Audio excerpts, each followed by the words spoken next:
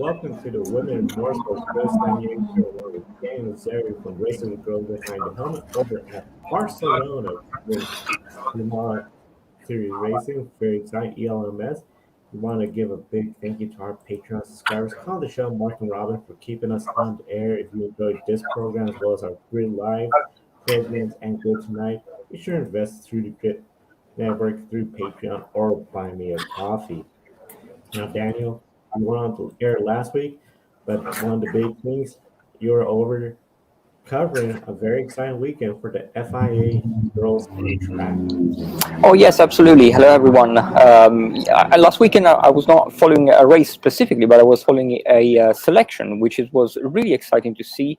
It was the third edition of the FIA Women in Motorsport supported Girls on Track Rising Stars program, which is the same program that brought Maya Veuk to Italian Formula 4 and specifically to the Ferrari Driver Academy. This is the big goal for these young ladies. They're all competing for a place in the prestigious Ferrari Driver Academy, which is the program of the Italian F1 team to bring young drivers up to all the feeder series. Maya Veuk won the first edition. Then last year it was Laura Camps. She's now competing in the international karting with support of Ferrari Driver Academy. And this was the initial selection of the third edition. So from all over the world, from all the national federations, they selected the most interesting karting prospects, female karting prospects, I should say. And then there were 80 applications. From those 80 applications, the FIA Women in Motorsport Commission selected 8 junior drivers and 6 senior drivers. So they were from 11 to 14 and from 14 to 16, the two age groups that competed in the two categories. And then they went through the whole week really of selections, of assessment tests. So they were both physical, mental tests, and also on track, of course, on karting before. And then the seniors did the last 2 days of the week in Formula 4 cars. And for some of them, it was the very first time that they stepped into a Formula 4 car. So that was really exciting to see their progression through the days. And what was really interesting, and that obviously there were 4 finalists at the end of these week, 4 finalists for the junior category and 4 finalists for the senior categories. So these finalists will go in November. They will advance to the final stage of the selection, which will be in Maranello, and Ferrari will really be in charge of this final camp. They will attend this camp in karting, the junior, and in Formula 4, the seniors. And at the end of that camp, FTA Ferrari camp, one driver will be selected in the junior and one in the senior. So the senior driver will automatically advance to a Formula 4 championship, which is likely to be the Italian Formula 4 championship once again, with support of Iron Lynx, Iron Dames. While the junior driver will have a karting season financially covered from Ferrari. So that was really interesting. And the 4 junior drivers that were selected were Lisa Billard from France, a really interesting driver. She was really fast throughout the karting selections. Then Matilda Paz from Germany, Zoe Portolea from Romania, but she was contesting the selections under the Italian nationality. And those were the finalists from the junior drivers. And Sarah Matsui from Japan. She was also quite a dark horse in the competition, I would say, because she had only competed in Japan in karting, so it was really interesting. And she's really young. She's 11. She was one of the youngest drivers of the selections. And she really impressed the jury. The jury, I would say that there were some pretty big names in the jury. One was Rahel Fry, so the Iron Dame driver that is racing in FIA WEC in the GT World Challenge Europe.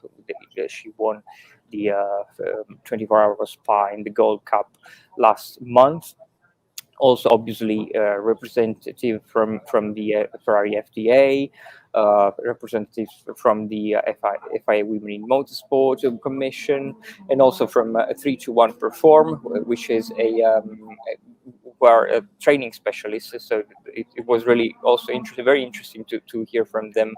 They supported all the drivers in throughout all the selections with really interesting workshops in nutrition, mental training, and fitness, of course, and many other aspects that are really important for in order to be a complete driver. Not, of course, the jury was not only watching purely lap times, but also all these really important criteria. And then there were the four drivers, the four finalists after the 2 days in testing out Paul Ricard in the Formula 4 car, who are Chloe Grant. Chloe Grant obviously is a name that could be familiar to some of our followers that are watching the GB4 Championship, because Chloe Grant, of course, is not really a rookie in Formula 4 cars. She is racing in the GB4 category, which is a British championship that has just started this year, and they use the old Tatus Formula 4 car. So Chloe still had to learn the new car, which was a Miguel Formula 4 car, as called Paul Ricard. The cars were managed by Winfield Racing School, which is a racing school which is based inside the Sicur Paul Ricard complex, and they were running all the 6 cars. Well, 7, because there was also Maya Veuge who was setting the reference lap times, which were really important for all the drivers in order to analyze the data and see the onboard cameras and telemetry from Maya Veuge. Of course, she has two seasons already under her belt in Formula 4 machinery, so it was really important for the rookies to learn from a driver like Maya. And then also there was another driver that was not really a rookie, Aurelia Nobels. She is racing in the Formula 4 Brazilian Championship this year. She's also made appearances in the Danish Formula 4 and Spanish Formula 4. One race in each of these championships, and she's racing full time in the Brazilian Formula 4. And she had just claimed her first top 10 in Interlagos.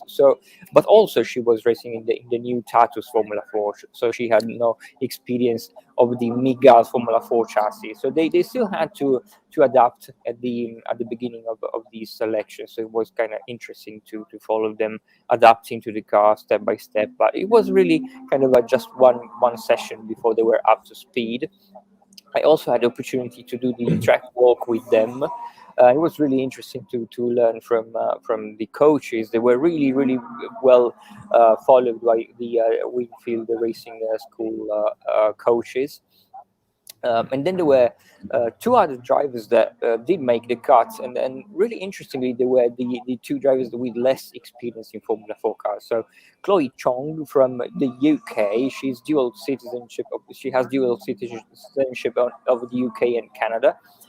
She's only raced in karting so far, really, in the UK. She was in the British. She's still racing in the British Karting Championship, and she has done just one single test session in a Formula 4 car prior to the selections. So that was really cool to see Chloe really progressing from the first session on Friday up to on Saturday, then up to the final sessions on Sunday.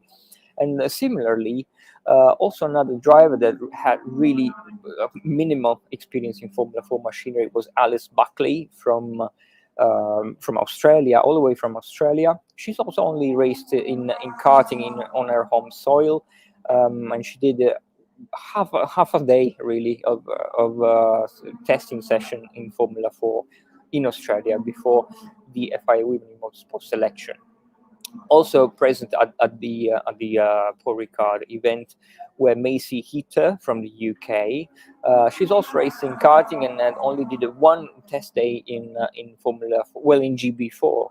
and then one in the GRIDnet Junior Championship, so one in single seaters and one in a GT car. And also Agustina Sanchez, who is a young driver from Uruguay, who is racing in the Formula 4 Uruguay, but the cars are really different from the ones used in Europe. So also she had a kind of a different experience from the car that she was using, and it was really cool to see all the drivers cutting the gap from the first sessions up to in the second day they had a race weekend simulation. So they had practice and then the qualifying session simulations and then our race simulations. So that was also really cool to see. And at the end of the whole week of assessment, because also before they joined the junior drivers in karting, the jury decided that the 4 drivers that will advance into Maranello were Chloe Grant, Aureliano Bells, Chloe Chong, and Alice Buckley. So we will definitely try to follow again all the second round of the second stage of the selections, where the 4 junior drivers and the 4 senior drivers will compete for 2 spots on the Ferrari Driver Academy program. Very exciting to follow the Driver Academy program, FIA Women on Track progress. Really awesome opportunity that you were able to be there last race weekend. Of course, we'll be following that, and we encourage everyone to visit your website, racersbehindthehelmet.com, to follow all the upcoming updates from that program. This past weekend over here in the United States, we had Arca Menards race, and they had an interesting schedule. They had 2 races on the weekend. They had Friday at Watkins Glen International, where you had 25 cars in the field. Then Sunday, Springfield Fairgrounds in Illinois, 21 entries. Competing in both races was Tony Bredinger in the number 25 Venturini Motorsports Toyota. For Watkins Glen, she started 18th. She started 14th, but managed to finish 14th, but started 18th. Apologies about that. Overall, it's one of those decent days where on the road courses, just the way it goes, where the drivers that have the experience on the road courses seem to really excel. The ones we see in a Cup, Xfinity, that lack the road course experience, you're towards the middle of the pack. A good day is just finishing the races, logging all the laps. When it came to Springfield, she started 8th place in that race, but then an oil leak took her out of the race of lap 25. The race only went to lap 73 due to a big accident that had occurred on the front stretch. Ben Schneider, as well as Casey and the others, recap more of that race on our Monday show, Grid Life Encore. Then you had Amber Balkan. She was also in both races as well, too. Watkins Glen, she started 17th place. However, on lap 32, her day came to an end with a crash, so she finished 19th overall. And then coming into Springfield Fairgrounds, the dirt oval track, she had a good qualifying position of 8th spot. Of course, remember earlier on, Amber had a great run of top 10 finishes. And overall, it was just unfortunate. She went out of the race as well, too. 14th place. She would finish 51 out of those 73 laps. Just one of those days where it just did not seem to go her way when it came to racing on dirt, which is always a challenge for anyone that hasn't done any dirt racing in quite some time. Now, there was a third female racer in Watkins Glen, Rita Thomason. She started 25th, but on lap 31, she had suspension failure, so she finished 20th. So unfortunately, it wasn't that great of a day for her at Watkins Glen International. But overall, that was some of the races going on here in the United States. And of course, we'll discuss more about the Arca Menards Series in the upcoming races. Now, Daniel, one of the races you were following this weekend was Michaela Alkalinski and her progress and her success as well. Oh yeah, definitely. Well, last weekend, let's say that there were not many races around the world, but we still managed to get quite a decent amount of female victories, and two came from Michaela Olin-Kotulinski. She's, of course, quite famous now for Extreme E. She's leading the Extreme E Championship right now, but she also made her debut in GT4 machinery a couple of weeks ago only, when she joined the Porsche Carrera Cup Scandinavia in a GT4 car. And she won straight away. Their second race, well, the first one she had a penalty, otherwise she could have finished on the podium. But on the second race she won, and that was really a quite impressive from Michaela. And then it was at the beginning, it was scheduled to be only a one weekend off for her in the Porsche Cup Scandinavia. She, after of course the victory, she decided to come back in the following weekend, and again she claimed two pole positions, two fastest lap, and two victories again. So I believe that she will continue the season, and it's really great to see Michaela doing really well also in Porsche. But also we had another female victory, also two, I should say, in World Cup America, in GT, sorry, in the SRO GT World Challenge America, at Road America, where Ashton Harrison was racing there, and she managed to claim two victories in the Pro-Am category. There was also Aileen Vogel racing there. She claimed a P6 and P5, so she was back in the top five in the second race. The first one was a little bit unfortunate because she did manage to avoid a first lap incident, but she got collected and had some damage, to some bodywork damage, and also damage to a rear wheel, which was out of alignment. So not a really easy race for Erin Vogel, but still managed to finish in the top five on Sunday. And while the races at Edge Motorsport, duo of Ashton Harrison and Mario Fahrenbacher were really sweeping the competition, and they managed to finish to P1 in race 1 and P1 in race 2. They're back in the title hunt now in the Pro-Am category. I think that they are second by a couple of points. And Ashton also is racing this weekend at Virginia International Raceway, and she's leading the Lamborghini Super Trofeo, which is also at the penultimate round of the season and the last one of the domestic season in the North America before the Finale Mondiale, the World Final in Portimao in Portugal. So Ashton Harrison, a driver that in GT3 machinery is really fast. And as I mentioned, the last weekend, not many victories, not many races, but a couple of really important female victories, which is always great to see. Always great to see some of the female victories, Daniel. Now, this upcoming weekend, before we get to some of the races we're going to be following, there was some big news that we've been hearing about this week. Starting with Natalie Decker. Here in the United States, more and more states are legalizing marijuana CBD products. She was scheduled to race at Daytona this weekend, was even in the entry list, but then she had to post that unfortunately she will not be racing due to the fact that the sponsor, which has CBD, hasn't finished the process for NASCAR approval to get the approval to be sponsor a paint scheme on the car at Daytona International Raceway. So she will not be in this weekend's race. This is something that we've been seeing a little bit in the United States as marijuana is becoming a little bit more legalized in several states. CBD products are becoming more and more mainstream. Over in Europe, are you seeing any of the same situation with CBD marijuana sponsorships on motorsports and similar issues like what we see with Natalie Decker and NASCAR? No, not really.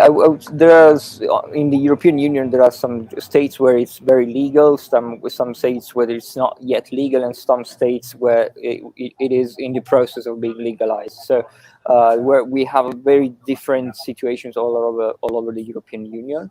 But so far, I haven't seen it mentioned in any sponsorship, in sports sponsorship, and especially in motor racing. So that's interesting also to see that we are seeing more sponsorships coming from new markets, I would say. So possibly it's going to be a good opportunities for some drivers, whether the sponsorship are being approved from the governing bodies. But no, I haven't seen anything yet coming from that specific market. But there are more new sponsorship, for example, from NFT, for example, which is also a new market, or quite a booming industry in cryptocurrencies, which is also some new markets booming right now. So definitely motorsport is going where these new markets are increasing. Yeah, new markets showing interest, getting into motorsports, and of course, just making it aware, like here in NASCAR, having to go through it. Comment in the chat from Ben Schneider. Decker said the deal came together very last minute. The sponsor should get approval, but the process started late enough that it won't be racing tonight. Patrick is going to be in the number 5 car and said, yeah, that was one of the big things Natalie posted on her Instagram. This came together very, very quickly. Overall, this product, she says, is still sold at Amazon, which goes through a similar process as NASCAR. Well, unfortunately, she won't be racing, but she's still in Daytona this weekend for business. So it sounds like they might try again later in the season once approved. And of course, it's been mentioned Talladega, especially for some of our viewers in Europe. Talladega, very similar to Daytona, one of the 2 super speedway courses where it's 2 miles or longer, flat out oval races. Now, down the other big news we also saw coming up was Tatiana Calderon. We know the sponsorship deal in IndyCar. She's sidelined now, but it was announced she's going to have a role in F2. Can you tell us more details about Tatiana's role with Formula 2? Well, as you mentioned, she's still very interested in racing in IndyCar, but of course, the Rocket sponsorship was a little bit trouble situation in the last couple of rounds. So she had this opportunity to race in Formula 2, which of course she has raced before in 2019, where she raced in the BWT Arden team. It wasn't a particularly good season for her for several reasons. Then after that, she made her debut in sports car racing in endurance with the Richard Mille Racing program. Then she went to Japan at the same time in 2020 to race in the Super Formula Championship, and then to IndyCar. She had a couple of very good races, in my opinion, especially at the Indianapolis Road Course. So I believe that now she's more ready for Formula 2. Cembolo Bazzi had some troubles with sponsorship also in at the Charu Racing Systems in Formula 2. So the deal fell through for Bolkbazi. And of course, these teams have a deal with the promoter that they have to line up both of the cars every time for the contracts. Otherwise, they get a fine. They are fined. So possibly Charu had could offer Tatiana a good deal. She is the very important thing in this deal is that Tatiana is going to the end of the season, so she has 4 races. Spa-Francorchamps will probably be just to get again comfortable with the car. It's been a couple of years since she has not been in that particular car. And then she has Monza, which is really good because she has always been fast in Monza. She scored consistently points in GP in FIA Formula 3 when she was racing there. She was with Genza, so not really a top team, but she was scoring consistently in last season in FIA Formula 3. And Monza, it's been a track that she's always liked, also when she was racing in sports car. And then we have obviously the final races in Abu Dhabi, which is also a track that she knows. She has been testing before, especially with Charu, which is really interesting. She did the pre-season testing in 2019 with Charu, and she was really fast there. She was, I believe, she was like in P6 and P7 with that same team. So it's not a completely new team for her. And I just seen the results from the free practice session this morning at Spa-Francorchamps, where she was P12. So not a bad start at all for Tatiana Calderon in Formula 2. Yeah, not a bad start for her. Definitely will be following, especially if there's any update on potentially an IndyCar return. Never know. Now, speaking about some of the upcoming races this weekend, over in here in the United States, the Milwaukee Mile, they'll be hosting the ARCA Series for a 150 lap race. We got four female racers in there, starting with Amber Schlegel, who is from Michigan. She'll be driving Steve McGowan's number 24 Chevrolet. Tony Brenniger, of course, with Venturini Motorsports and her Toyota. Amber Balkin, she's going to be back on her number 30 Ford. And Rita Thomason from Alabama in the number 31 Chevrolet. Four female racers in the ARCA Menard Series races. Definitely going to be one of the races we'll be following and reporting on next weekend. Truck Series, they're not going to be back for a while, but of course, for all our viewers, be sure to subscribe because in 2 weeks' time, we're going to be following the IndyCar race weekend in Portland. We know ARCA West is going to be here, Richard Burgess as well, so hopefully we'll get more information and an interview coming up later in the coming weeks. Daniel, what are some of the races you're going to be following this upcoming weekend? Well, here at Barcelona, I will be following European Le Mans Series, where Sophia Flörsch is back behind the wheel of the number 19 Algarve Pro Racing LMP2 prototype alongside Ben Viscal. Then, of course, we have Iron Dames, who are back on track after the historic win at Spa last month, even though there's been a little bit of a change in the lineup because Michelle Gatting and Sarah Bovey will race alongside Dorian Pan and not Rahel Fry like usually, but Rahel will be back for the FIA WEC and for the GT World Challenge, where they are leading the championship after the win in Spa. Also in Barcelona, we have the French Midget Series, which is a support series with Swiss young driver Karen Gaillard.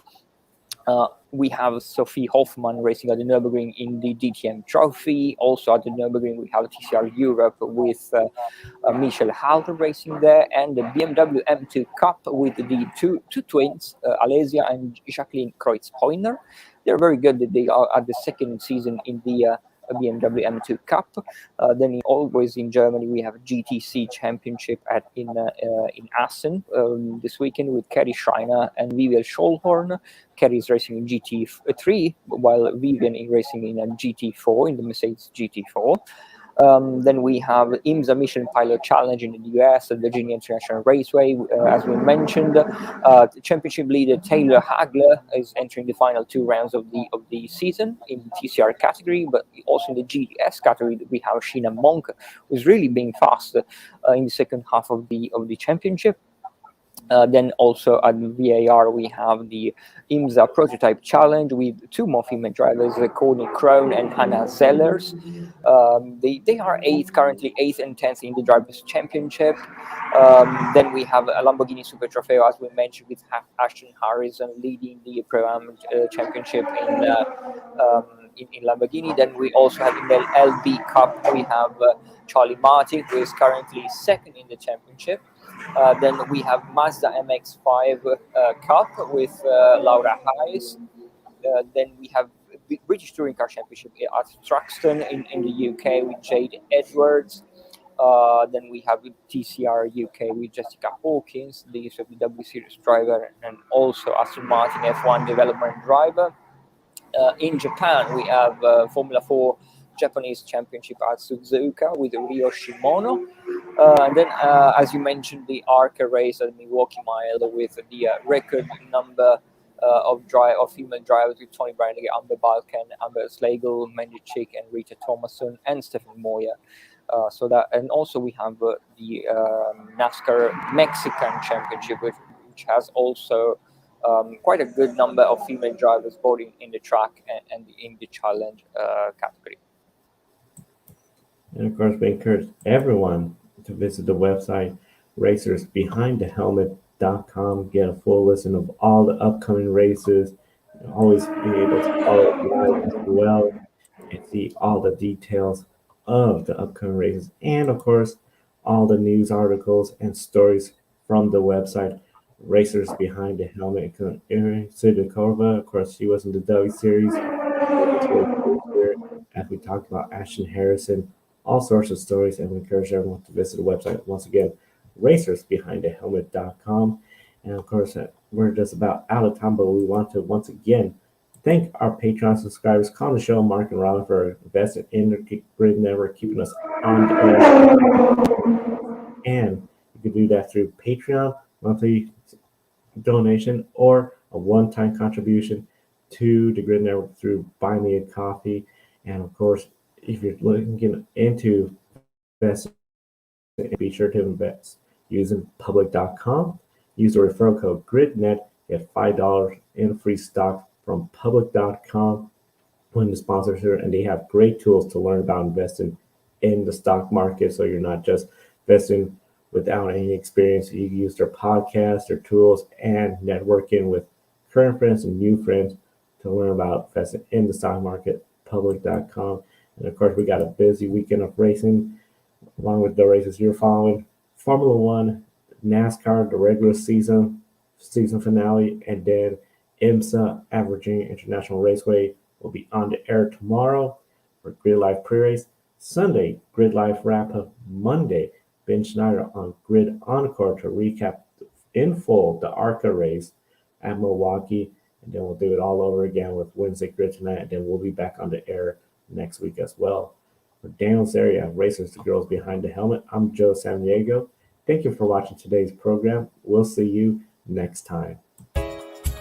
Don't be an anonymous investor. Join the stock market social media platform, public.com.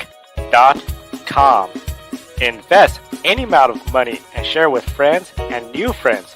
Discover new opportunities, such as new companies and potential business partners, and useful tools for beginners, and share your experience with friends on public.com. Link in the video description gets you $5 for being a Grid Network viewer. Use the referral code GRIDnet for your free $5 to invest. Start investing and networking on public.com.